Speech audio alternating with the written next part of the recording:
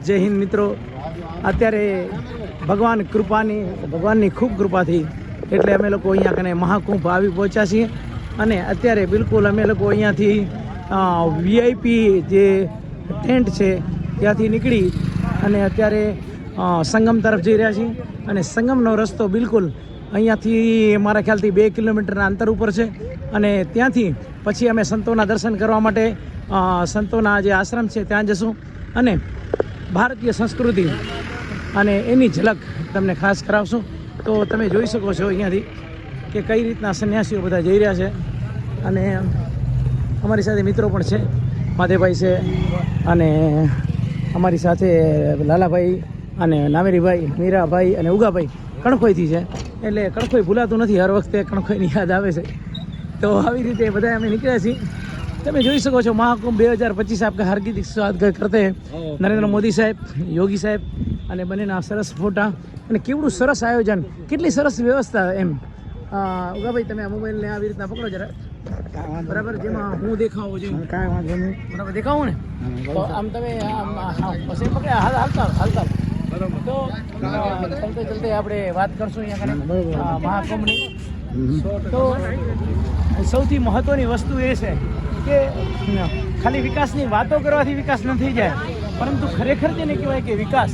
હું કોઈ પાર્ટીનો પ્રવક્તા નથી, પરંતુ તેમ છતાં પણ જે વ્યવસ્થા હું અહીંયા જોઈ રહ્યો છું એ વ્યવસ્થા ખરેખર અહીંયા પકડો ઉગાસ લઈ રહ્યો.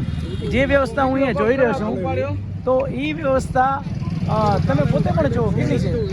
એને દરેક વ્યક્તિને હરેક સુવિધાનું અહીંયા ધ્યાન રાખ્યું છે.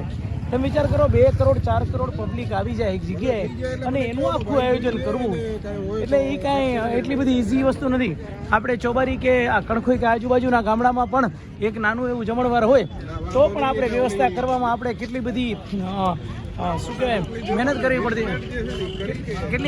પડતી હોય છે, બરાબર. તો આપણે આગળ તો એટલી બધી મહેનત કરવી પડે છે આ વસ્તુ લેવામાં. તો જો વિચાર કરો તમે અહીંયા કને કરોડોની જે અહીંયા કને જનતા ભક્તિ ભાવથી ભાવિક ભક્તો અહીંયા આવ્યા હશે અને જે વ્યવસ્થા કરી હશે એ કેવી રીતે કરી હશે તમે જોઈ શકો છો.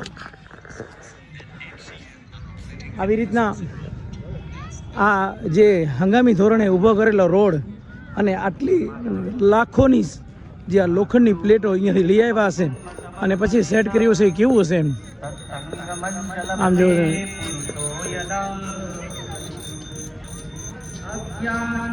તો મિત્રો જ્યારે અમારી સાથે આવ્યા છે ત્યારે તમને હું ખરેખર અહીંયાથી બતાવી રહ્યો છું જબરજસ્ત અહીંયાનો માહોલ અને બહુ સારામાં સારું. આમ જો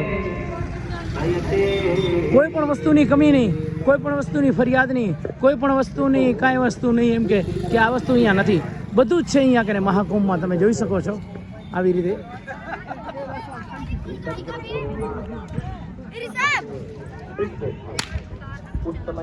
જો આપણને બહારના ફોરેનરના લોકો મળશે તો એની સાથે પણ આપણી યુટ્યુબ ચેનલમાં ચર્ચા કરશું.